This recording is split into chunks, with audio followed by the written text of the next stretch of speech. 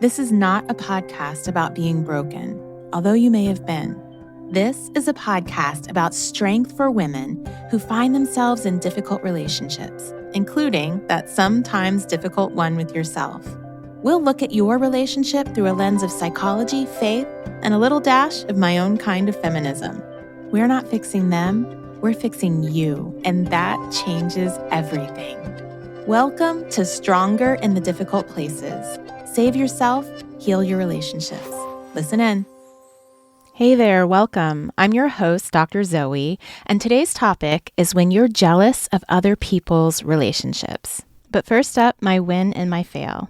My fail is that I put too much hope and faith and belief in Amazon, and Amazon failed me. It was my husband's birthday, and before Amazon, I would plan way ahead, I would go shopping, or order his gift weeks in advance of his birthday. But with just 3 days before my husband's birthday, that's plenty of time for a procrastinator in Amazon land. That's like right on time, right? But the very day I went shopping, which is the last day before Prime, of course, could get it there on time, Amazon's site crashed. Has that ever happened to you? I mean, that's not supposed to happen. I Googled what's going on with Amazon, and immediately there were 8,000 other people who had already logged in their complaints about Amazon not working at that exact time. And I think I had maybe 40 minutes before I could order that gift. So I was up a creek because I had to work all day the next 2 days, and I couldn't leave the house and go shopping. And it would look like I hadn't planned for my husband's birthday. Of course I had. My plan was Amazon, and Amazon failed me, making me look like a bad wife. Then I realized, once I thought about the fact that this is probably going to be my fail for the week, that as much as I wanted to blame Amazon, I knew better than to be so reliant on technology. And I knew better than to wait until the last minute because when things go wrong, we all know the saying. So there's my fail.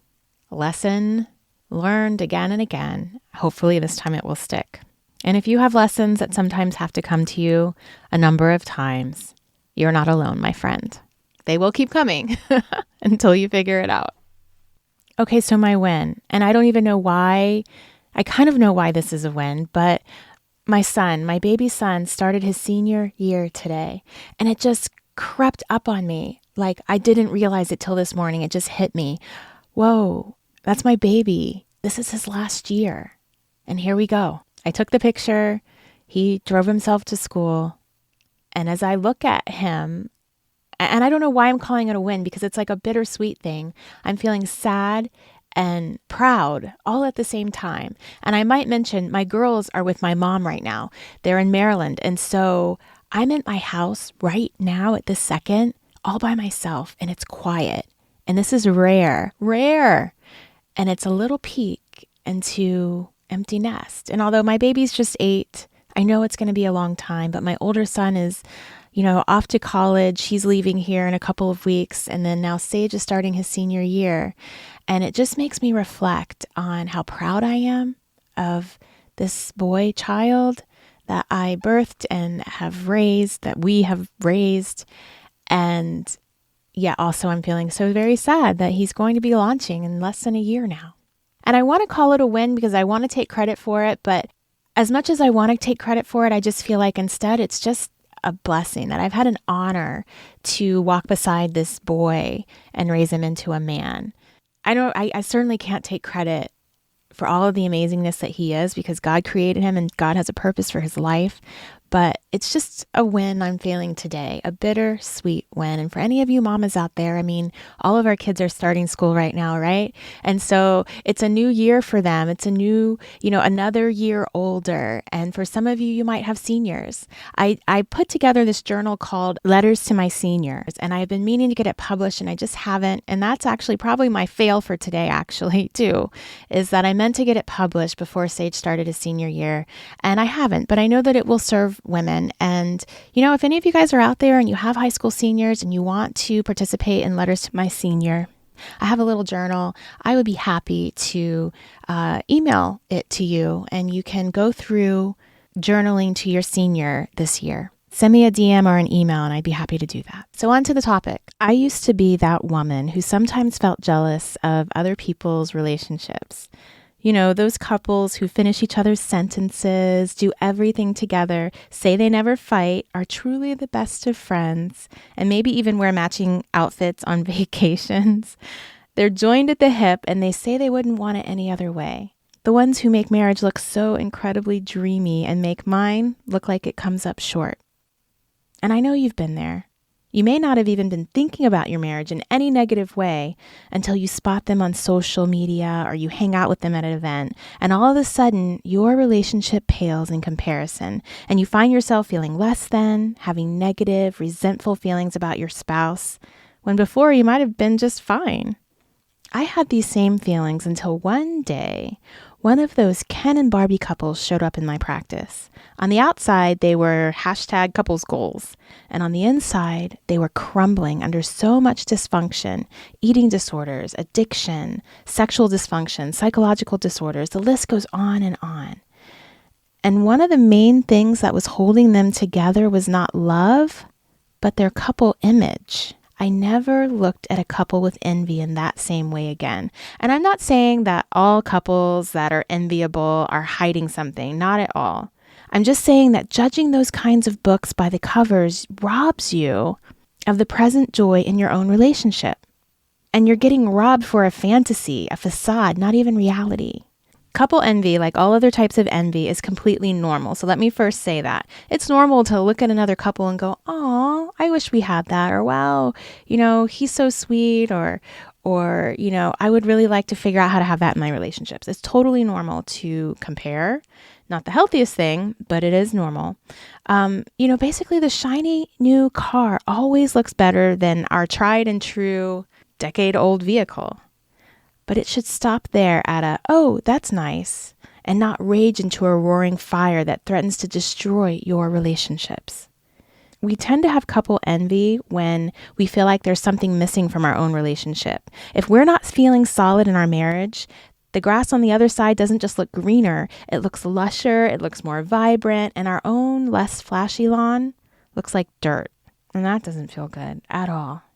But what does relationship comparison do to you and your relationships? It kills them. It's a slow death. It takes all the good and just squeezes it out of it. It makes you feel incapable, resentful, anxious, fearful, angry. Comparison isn't just a waste of time. It damages us in small, seemingly innocuous ways, like repeated paper cuts that get infected. The more you compare your relationship to someone else's, the emptier you become. That relationship she has with her daughter, that loving, considerate husband, the mother who looks like the grandma you always wanted for your children, that perfect child who makes her mother look so good, a ride or die best friend like she has, the friend who got engaged and you're trying so hard to be happy for her when she hasn't even been single as long as you have. My friend, it is a lie that you would be happier with their children or a spouse like theirs or their life. You don't know what comes with their package. And besides, it's not your package. Your package is beautiful with all its bumps, all its lumps and scratches. And you can see the glorious beauty in it when you stop the comparisons. I was listening to Crystal Evans Hurst and she was talking about comparison.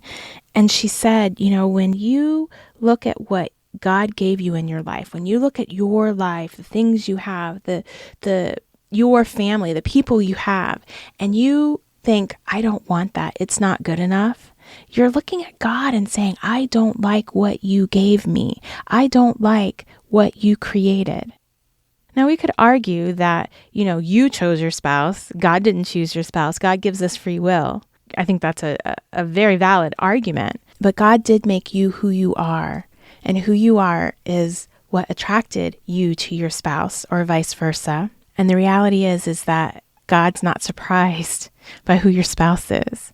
And on top of that, he can use all things for good. And so looking at her in the other lane and saying, "I want what she has," is completely negating all that God has for you. One of my favorite movie quotes is from The Story of Us with Bruce Willis and Michelle Pfeiffer. It's about a couple. It's an older movie, I think probably in the late 1990s. It's about a couple who were married for 15 years and they were on the brink of divorce, already separated, I think, for most of the movie. And they found a spark back in their marriage. The scene that made me boo-hoo in the movie theater, while my husband slept, by the way, was when Michelle Pfeiffer said these words. It's a long quote, but I'm going to say some of them because I feel like it's just powerful. We're in us. There's a history here, and histories don't happen overnight. In Mesopotamia or ancient Troy, there are cities built on top of other cities. But I don't want another city. I like this city. I know what kind of mood you're in when you wake up, by which eyebrow is higher. And you know I'm a little quiet in the morning, and you compensate accordingly. That's a dance you perfect over time. And it's hard. It's much harder than I thought it would be. But there's more good than bad, and you don't just give up. And it's not for the sake of the children, but God, they're great kids, aren't they? And we made them. I mean, think about that. It's like there were no people there, and then there were people, and they grew. And I won't be able to say to some stranger that Josh has your hands. Or remember how Aaron threw up in the Lincoln Memorial? And let's face it, anybody is going to have traits that get on your nerves. I mean, why shouldn't it be your annoying traits? And I know I'm no day at the beach, but I do have a good sense of direction, so I can at least find the beach, which isn't a weakness of yours. It's a strength of mine. And God, you're a good friend, and good friends are hard to find. What I'm trying to say is I love you. I paraphrased a lot of it because it goes on, and Michelle said it so much better than I did. But what it boils down to is that we can see our relationship through a lens of deficiency, or we can see it through a lens of strength. It's the same relationship. One view makes us envious of others, and another view makes us thankful for what we have. This podcast is for those in sometimes difficult relationships, and in many ways, that's all of us. But for some of us, maybe there are more bad times than good. And I'm not trying to get you to look at your relationship through rose-colored glasses, but just to recognize that both lenses tell the truth. When we focus only on one, we rob ourselves of the beauty of the other. The reality is that when Stan finishes my sentences, I'm actually annoyed. He knows me well enough to do that, but it isn't so romantic as I had dreamed it to be, and it doesn't make me feel more loved. When you feel yourself slipping into the dangerous edge of relationship comparison, remind yourself of who you are. You are a child of God, crafted perfectly. You are living in a time uniquely designed for you. God is not confused. He did not make a mistake. He knows your desires and he knows your dreams that haven't come true. He's not punishing you, but he is shaping you. He put those very people in your life that you love and sometimes wish were different. And he knows exactly why, because he has a bird's eye view that you are not privy to. We all have a load to carry. Focus on your load. People in our lives will always be lacking in some way, no matter who they are, because we're all human and all humans lack. We all have deficiencies. So focus, at least sometimes, choose to focus on their strengths. We all have things in our life that we wish were different, especially when we look at what she has and what we don't. Instead, focus on what you love about what you do have. So if you find yourself feeling envious, here's your homework. Number 1, ask yourself, what do I feel is missing from my own relationship? Is there something that I need to do to work towards change, or do I need to just accept my unique relationship for what it is? If you're jealous that the other couple spends a lot of time together, maybe find a way to increase your time spent with your significant other. If you feel they have a deeper intimacy than you do, try some fun exercises to get to know your partner better. There's some great couple question games that are fun and they help deepen intimacy at the same time. One is called Skin Deep.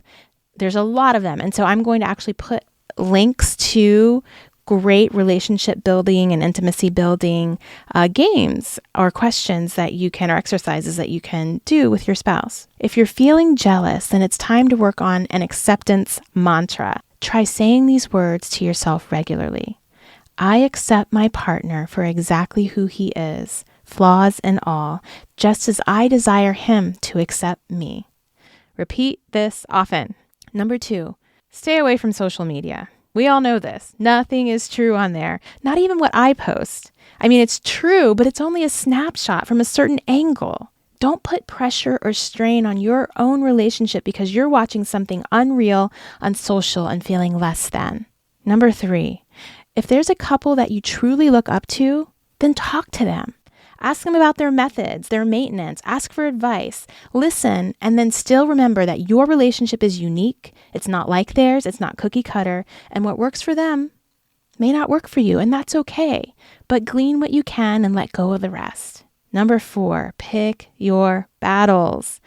If you feel that your relationship is unhealthy, if you're struggling for what you may consider just baseline health and you feel the tugging, nagging, pulling towards jealousy when you look at other couples who have what you want, pick your battles. Choose the most important aspect of your relationship that you want to change, and for right now, let the others go. Tell your partner how you feel and what types of change that you want out of the relationship. Be honest, but choose your battle. Remember, no relationship is perfect. And also, the relationship goals couple is a fantasy, but you can make your own dream relationship out of the broken pieces of your hopes and dreams.